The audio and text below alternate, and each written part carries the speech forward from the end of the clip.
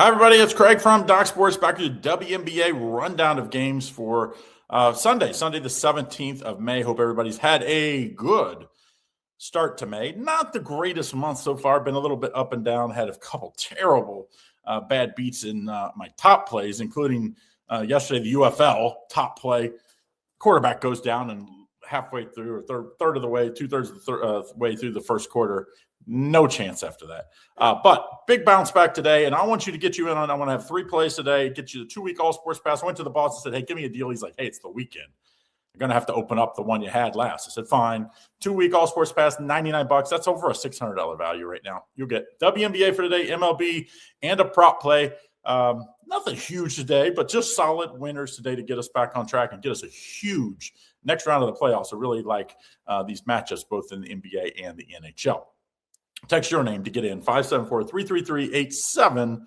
All right, WNBA starting off early. Vegas, man, they're going to be in Vegas time, what, like 11:30 in the morning, 10:30 in the morning, something stupid. Las Vegas favored, though, still, -2.5 total, 172.5. And Atlanta's looked good so far, 2-0, facing the champs here. I mean, obviously, Las Vegas knows you get everybody's best shot. I mean, you know, what they won 2 of the last 3, right? Or 2 of the last 4. Either way, they won last year. A'ja Wilson, best player in the NBA. I think she'll have a great game, but I think Atlanta comes to play here, and I like Atlanta +2.5. The early time, I think, really catches up to Vegas. Your biological clocks just aren't, used to that at this point of the year. I like Atlanta here. They've been hot. I think they stay hot.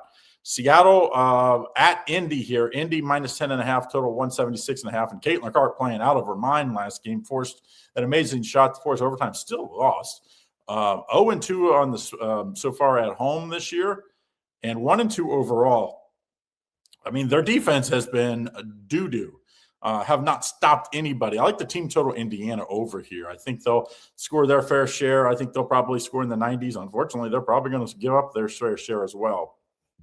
But I'm staying away from everything but the team total Indiana Fever.